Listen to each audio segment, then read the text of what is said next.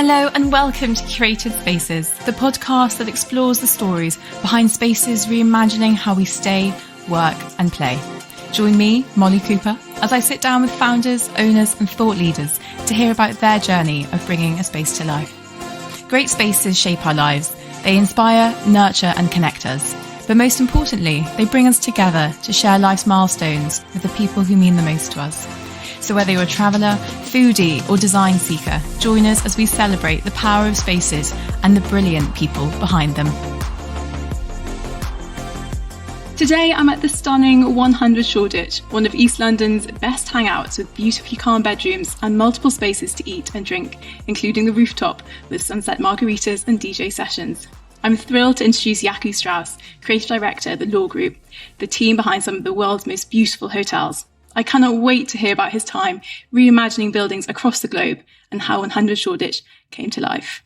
Jacu, welcome to Curated Spaces. How are you today? I'm very good. Thank you very much for having me on your podcast. No, very excited to have you here. Now, before we get into the space itself, I'd love to hear a bit about your background and your story, how you've come to be here at this lovely hotel. I do wonder about that sometimes, but I think it's through luck and perseverance. I grew up in South Africa and I moved here when I was 18, and then I moved to New Zealand and I moved back here. I trained as an architect and worked my way up. And I worked for Tom Dixon for a few years and I did his interiors for him. And that led us on to a hotel called Sea Containers, which was a hotel we pitched for and won the design pitch for. And it was our first hotel ever. And the rest is history for me. I am hooked on hospitality and hospitality design now. And I'm very lucky to be here doing that. And what a place to be. We're here in the heart of the East End in Shoreditch. Would you be able to just set the scene for people listening whereabouts in the world we are? So Shoreditch is in East London and it's brimming with culture and energy. It has a very, very amazing food and beverage scene. And it has a real identity as well. It's a real hub for creativity, and it's becoming quite world famous for that as well. And it's also right next to the City of London, so you have this kind of contrast as well with the neighbours. And it's become a really, really popular neighbourhood, and it's changed so many times over the last few decades. I know, and you walk in and there is such a buzz, like the lobby is full. I mean, it's a Thursday morning, it's people having breakfast, people working. There's such a buzz, and I think that really reflects the neighbourhood's energy. And that's what we wanted to maintain and capture in the hotel. I think, we might talk about it a little bit later on, but that was a key thing for us to maintain here. We wanted this hotel to feel really relevant in this neighbourhood and really be used by our neighbours and locals as much as guests coming from all over the world. Yeah, and I think you get such a good sense of that. Now let's get into something you just alluded to there, reflecting this neighbourhood, the evolution to now, because this was actually another hotel in a previous life. Would you be able to tell us a little bit about that evolution? Yeah, I mean, we're very friendly hoteliers, by the way, the Law Group. It was an Ace hotel before, and what they did here was phenomenal. It was quite groundbreaking, and they really became a cornerstone for the community here. And when we took on this project and we had to rebrand it, and also the reason why we had to do that was to sort of elevate the experience to reflect a slightly more grown-up Shoreditch. Again, Shoreditch has changed so much. What Ace did was phenomenal, and we wanted to tap into that legacy as well and continue that. And again, that legacy relates to how people perceive the hotel and how they use the hotel. So we wanted to maintain that energy in the lobby areas, for example, but we needed to elevate the experience to maybe make it a bit more comfortable as well, so that it's a bit more grown up. Yeah, and I feel like Ace Hotel left quite big shoes. It did have quite a cult following, didn't it? Of course, and I was very nervous about that. And quite rightly so, because I think people were really sentimental and quite attached to this hotel before. And you never know what someone will do when they come in and make changes. And sometimes the changes aren't very successful, and sometimes the changes are quite aggressive. But luckily we don't do any of that. We're very sensitive and we do a lot of research, and we really celebrate things that work. And that's kind of how we approach this whole project, from the concept right through to the end, was how to maintain what we loved and how to introduce something new to make the hotel feel like a rebranded and new hotel. Because you said earlier you were very mindful about how you sort of went about renovating. You didn't want to just gut everything and start from scratch. So how did you approach this? And it was in the middle of the pandemic, right? Yeah, that doesn't help anything or anyone, because you can't do construction via Zoom call. So that was very challenging. But it was also amazing to see how people came together and wanted to make this work. So that one thing aside, that was actually quite inspiring. But it was a real strategy for many reasons to decide. I call it picking our battles, but also deciding what to reuse and what to change.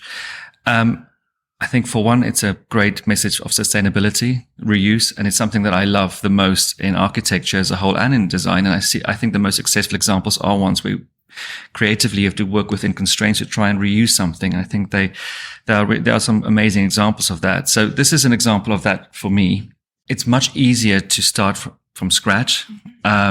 And it can be a bit lazy sometimes, right? So again, just working with understanding the limitations and picking your battles. For me, I thrive in that environment creatively to try and find solutions, because design is about problem solving. And this particular hotel was about problem solving, good and bad problems. So that's how we approached this whole building. We kept some of the things, we added new things, and I think we've got the balance just right. Mm-hmm. And I'd love to know about how you thought about combining these different sort of, not themes, but like feelings, vibes, because there's quite, you walk in, it's a lot of warm wood, the linen, the sofas, then you go down to the seed library, which is very like 70s almost, and up to the rooftop where you have this, like we were saying, very sort of San Francisco vibe with the pink tiles and the cactuses. How did you think of those, and then how do you go about weaving them together? Well, you think about the journey. So, I mean, when I start a project, I don't sleep for weeks and weeks, because I constantly walk through the building to really familiarize myself with it. And through that, you kind of start understanding where you need to have these touch points and where an experience and a journey needs to take you into a different direction. I've done it with all of our hotels. So they all have a similar approach, aesthetically completely different, but the same approach. So you really think about a guest journey through the hotel and what they might respond to. So you need to create a bit of diversity, and each space needs to represent the energy you want to have in there and encapsulate in there. The lobby, for example, has a lot of energy throughout the day. So it's all day, all night, kind of people working, people drinking, people socializing. And that sort of fluctuates during the day. People work more during the day, obviously, and they sort of have more drinks in the afternoon. But some people have drinks in the morning, and that's absolutely fine as well. But we wanted to create a really comfortable environment for that to happen, so that you still feel part of all the energy and buzz that's happening outside, but it needs to be a little bit of a retreat. So that was the balance with the lobby. But the rooftop, again, has amazing views across London. So and the sunlight pours in, whether it's summer or winter. So it really feels like you're in a different country. So that needed to have that energy. And in Seed Library, which is in the basement, so it's a subterranean space, and you have to sort of take this back of house corridor to get there. I love the fact that it's a bit of a surprise when you walk into it. So it feels like this 70s lounge that you didn't quite expect. And again, it's just having these elements of surprise as well. I think I always say guests should always be delighted at strategic moments. So you need to have this rhythm of almost being squeezed into something, and then kind of it opens up again. Mm-hmm. I think one thing that really struck me when you said being delighted, the artwork you have here, I feel like you go around one corner and there's a gorgeous statue, and then there's a tapestry, and then the bar has this huge origami-esque paper flower installation. It's incredible how you've managed to take this idea of art and make it super friendly and approachable and tactile, like the totem poles. Well, that it's symbolic of everything in the hotel. You know, I think some design can sometimes be quite intimidating, and quite frankly, sometimes a bit patronizing. And I think, you know, I never want to create a museum in any of our hotels, especially through art. Everything should be approachable. You should be able to touch everything. So again, bringing those textures and those finishes into a space immediately feels. And I don't like the phrase home away from home, because hotel stays for me should be different from staying at home, but it immediately gives you that warm feeling that you're really welcome here, and that, you know, you can almost make it your own, so that I leave enough room in the narrative there as well for people to kind of really use their imagination and create their own little stories as whether they stay at a hotel or just visit for a few minutes.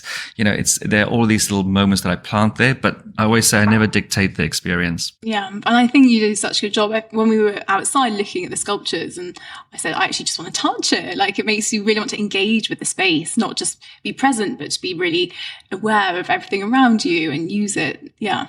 because you become part of it. I mean, it sounds maybe a little bit cheesy saying that, but but that's what design should be. It's about people, and you should be able to engage with things naturally and automatically.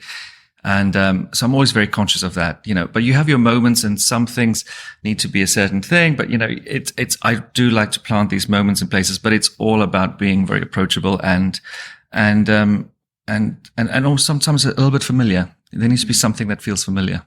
I think that's, you really touched on it there, and actually down in the seed lounge, the DJ corner with all the vinyls, and actually it really felt like you could be in a friend's sort of living room. Maybe he's about to chuck on some music and you're about to have a little impromptu party.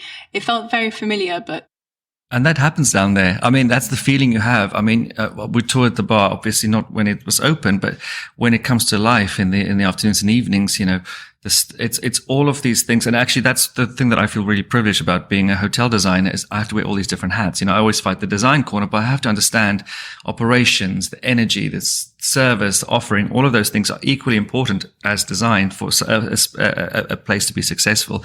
And Seed Library is one of those places. And again, even the DJ booth moment you just referred to, it's one of those moments where all of these aspects come together so nicely. So it does feel like you're at a friend's house and you can have an impromptu party there. So immediately when you go to the bar, you feel relaxed and you feel like, I'm going to have a good time.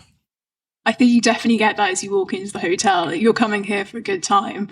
And speaking of that, we're actually in the middle of London Design Week this week. I feel like you guys have had some big parties going on. Could you tell me a bit about how this space sort of fits within not only Shoreditch, but like the London scene and the kind of events you throw to be part of this community? Well, I mean, in the neighborhood, again, like I mentioned before, is such a creative hub.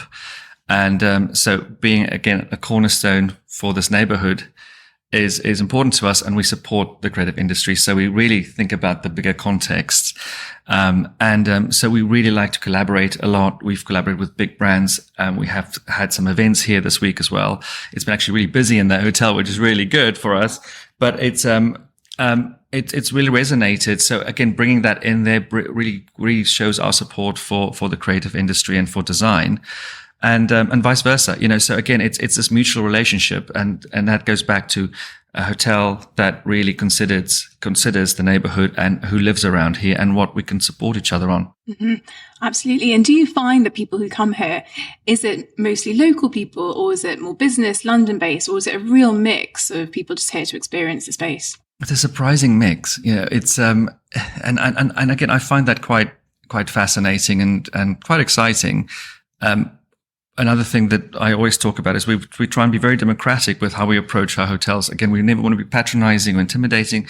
We want everyone to feel welcome, and we, like I said, we want to make everyone feel like they can enjoy what they want to do. The energy levels change. So you can retreat if you want to. You can be part of the energy. We're not all extroverts. We don't all have to be in the middle of what's happening. Sometimes we just want to be on the perimeter and looking in.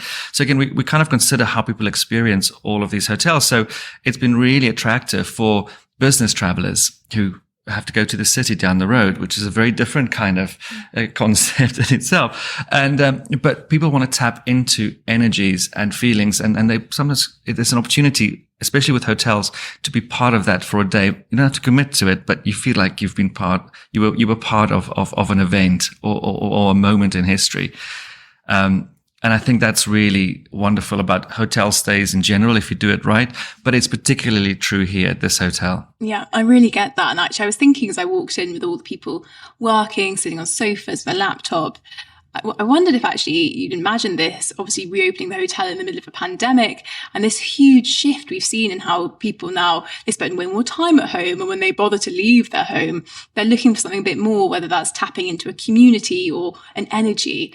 Has that surprised you in any way? Or? Yeah, I mean, one thing to mention is that apart from the hotels that I design, we also have a few office projects as well. So we're trying to bring that hospitality spirit into how offices are designed now and how they need to operate and how they need to kind of attract people back to the office.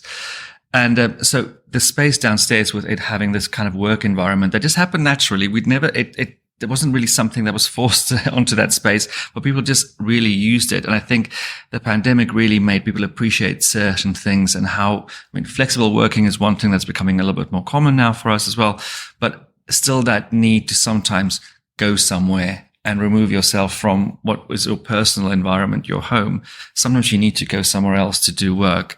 But it varies for everyone. I'm very excited about the future of working and how we can all mold our own way of working together. But the lobby in particular here at 100 Shoreditch has been a really interesting experiment to see how people's attitudes to work and how they work has changed. Because that line between working and socializing, it's quite blurry now. Mm-hmm. And I think work is socializing. And I think doing an environment where you can do it quite comfortably and still be able to do work when you have to just sort of sit down and do expenses for an hour, you can do it in the same place. Exactly. I think it gives that real sort of fluidity in like how you work and where you work and who you work with. And maybe you don't want to go to the office one day and be bombarded by everyone, and actually a cozy corner down in the lobby here. Totally. Perfect. And we put a really good emphasis on having a really amazing coffee shop as well that services the lobby. So again, simple things, but you have to have good coffee, especially in Shoreditch. Yeah, exactly. Good coffee around here, yeah. Well, yeah, let's go into that then. So food and drink, you've got various eateries and drinkeries around. Can you sort of tell me how the menus here came to life and what sort of influences they're pulling from? Again, the menu was sort of all worked in parallel, or they were created in parallel with the design and everything as we did it. Again, it's all these things having to come together. We have a standalone restaurant in the building, but it's a separate entity. But we have food that kind of reflect the flexibility in the lobby. So we serve breakfast there as well. But again, everything is considered. So whether you're working or whether you're a guest with a family staying, that the menu is catered for that. So it's fairly balanced in that respect. That was the main focus on that menu. So it's not really about a specific cuisine, but it's about kind of creating something for everyone throughout the day. And then the rooftop where we have outdoor seating overlooking London. It's a massive panoramic view that we're very lucky with. The menu feels a little bit more Californian, so it's actually a little bit lighter, but it's also more about socializing and sharing. So you have a big menu with things that are inspired by sort of Californian cuisine. And I think it really resonates. So it feels quite comfortable in the space. Again, we're not trying to, any other cuisine might have felt a little bit out of place because it would have felt too heavy or too disconnected to what we've created there. So it's all these parts sort of come together. And then in Seed Library, I mean, they do the phenomenal cocktails, but they also have an amazing menu that changes all the time. And they collaborate with some local small restaurants and startups as well. And sometimes they bring some of their things in there. So there's, again, it's a little event that happens from time to time just to, to keep things really active. Yeah. And speaking of collaborations, you worked with Mr. Lion, was it? Yeah. On the drink stand there. Could you tell us a bit about Mr. Lion and how that partnership came about? Well, we started working together, this would be about 12 or 13 years ago when we worked on sea containers on the South Bank. And I was the designer there, and Mr. Lion got on board. They were going to create this cocktail bar in this space, which I was going to design. And that was the first project we did together. And it actually was a massive success. It happened really quickly. I think I had like a week to design the bar concept for that. I mean, it was really quite nerve wracking, but sometimes when you do things on the hop, it really kind of comes together because you have to make decisions really quickly. And it was a really bold design. It was also a shift for them because they were already established in East London. So again, they kind of went full circle. They're back here now. But it was kind of a space that felt right for the location and for having amazing views over the Thames to St. Paul's Cathedral. And they did a menu that just matched it all. So that was kind of where the love affair began. And then we did a bar for with them in our hotel in Amsterdam. The bar is called Superline. And again, a completely different concept, and the interior design is completely different. And that one is quite over the top and actually so much fun to do. Again, I'm so privileged to work with them because they're just like, yeah, just do it. We love it. And then we did one in our hotel in DC called Silverline. Again, a completely different concept, but also just such a special space. And it's become a really, really popular bar in DC. And now this is the fourth bar we've worked with them on. So they've come back to East London, and again, like with all of their bars, this one is so unique to the other ones because it has a unique brief that's really contextual and really works in this part of the world. So it's wonderful working with people who also don't don't want a cookie cutter approach to what they do. So, that relationship really works. Yeah. And you were saying they were all about going back to nature, back to the essentials, stripping away excess and waste and really focusing on like those core things, which then actually is so cleverly reflected in the seeds that line all the handmade tapestries in the walls. So yeah, and I know that throughout the whole hotel, this idea of nature keeps popping up, which feels quite weird for an East London hotel. I can't see any trees outside, but actually the totem poles, the pieces, all the plants, nature is everywhere you look here. And I mean, it's my own personal love of nature, and this part of the world, compared to West London, for example, isn't as green as so that was an opportunity to bring a little bit of nature back in. I mean, I'm always concerned about us losing touch with nature and understanding nature. And this was a great opportunity to bring some of that in abstract ways. I mean, we have these sculptures that you just mentioned made from wood that were felled naturally in London. And there was a collaboration with this amazing workshop, Jan Hensel. And it's just, the whole journey was an inspiration from how they love what they do and how they do it, but just seeing the process. So all of those things to me mean a lot. But I think you can really feel it when you come here as a visitor seeing the sculptures for the first time. But that's your point earlier. You can touch them and immediately you kind of want to understand it. And there's something that you connect with nature just even through a wooden sculpture. And then we have loads of plants as well on the rooftop because they just thrive here. But again, it's kind of reminding people that nature is important. You can have it near you, but also needs to be nurtured and loved. Plants, don't grow overnight. So, you need to care for them a little bit. So I think that reflects on how much we care about what we do as a whole and how much we care about our guests and visitors. And it does bring a real sort of sense of grounding and a bit of calm, actually, in what is a very hustle bustle. It's always busy. And I feel like the bedrooms especially are a real example of this calmness. I'd love to hear a bit about how you brought them to life. Well, that was, so we wanted to capture and maintain certain energies in some of the public spaces, public places in quotation marks, but the rooms for us had to really evolve into something that was focused purely, almost entirely on comfort. So we put a lot of emphasis on the finishes to make it feel quite residential. So we have really natural carpets in there. We have tapestries that I designed, artwork that was done by me as well in every room. And then the bedding is kind of the hero. I mean, because, you go back to the basics. Simplicity is the important thing, and the bed is the most important thing in a hotel room. And so we really put emphasis on an amazing mattress topper, generous bedding, loads of pillows. I call it sort of like the marshmallow bed because, you also just want to sink into it. And I think that's been a real success for the room. So that was a really big transformation in creating a bit of a sanctuary. So a room should really be your own, and it should be a bit of a retreat, especially in an energetic area like Shoreditch. And then, light finishes. We used a lot of white upholstery, which is normally not something you want to do on everything, but we found a way of actually maintaining the white upholstery as well, so that, again, it just helps with that residential feel. It's something you would expect in someone's home. Yeah, home, but nicer. Yeah. Oh, nice. I've been to some nice homes. Yeah. And of course, some of the bedrooms have those amazing new windows that you put in, and they just have those incredible views. Yeah. Well, they turned out brilliant. So the building was a bit flat along the facade, and actually it was an attempt to also humanize the building a little bit more itself and the way it appeared along the streetscape.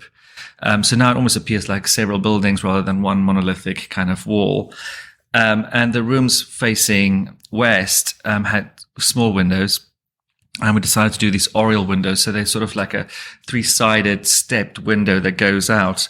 And the effect was more than what we anticipated, because in the room itself, it almost feels like a suite. It's almost like a separate little area. So each one has a unique chair. So even from the outside, it doesn't read like just a repetition of furniture. It feels like an apartment building almost with different furniture. Some of it vintage as well that we've collected in the neighborhood. Some of it new. But these windows now create this wonderful panoramic view, again, looking west, but it's added almost another room to the rooms themselves. Mm-hmm. It's stunning.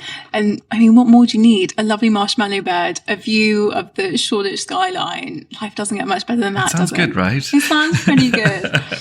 Okay, well, I'd love to hear about what's coming up? Do you have anything you're working on in the hotel, or maybe more widely at Law Group, that you'd be able to share with us? Well, nothing in particular. I mean, for the last 10 years, we've worked on 6 hotels. So we're a very small hotel group, and we're very privileged to not be under pressure to expand for no reason. We only do hotels when it feels right. And that allows me as a designer to do what is right as well for the project. So I'm very privileged in that respect. We have ambitions to do more hotels, and we're looking for the next big one. And, there are a few in the pipeline, but none of them have, none of them are worth mentioning just yet. Okay. But that's the main ambition. But for the first time in 10 years, we're also able to just sort of look back at all of our hotels. One of them is 10 years old now. The other one, the Pulitzer in Amsterdam, which is a really phenomenal property itself, is about 7-8 years old now. So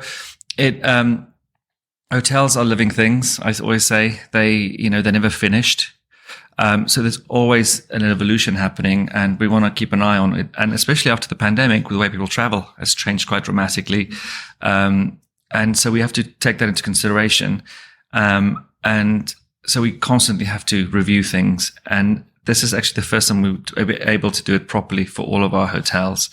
So yeah, that's what I'm really working on right now. And like I mentioned before, apart from hotels, I also work on commercial real estate and trying to bring that hospitality spirit into how people work. So I'm doing projects in New York and here in London.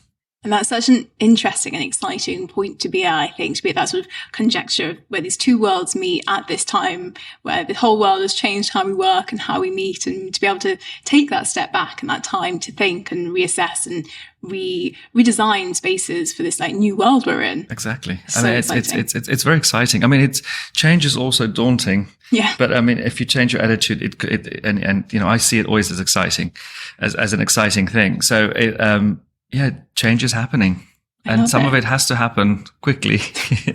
Embrace it. Yeah. Oh, well, it's been such a pleasure chatting. Before we do go, I've just got a quick game of dream spaces to play with you. I'm going to ask you 3 questions. Okay. And you get to reply with the space of your dreams. Maybe you've been, maybe it's on your wish list. All right. So number 1 is, where are you escaping to detox and get away from it all? The countryside. I love the English countryside. To me, that is just, it's stunning. And I always love coming back to it when I've been traveling. Oh, very nice. Do you have any favorite places to stay or spots to visit? Well, I have a little cottage in Wiltshire, but I'm also, and I have a lovely friend who lives in Worcestershire. So those are the 2 places I love going to.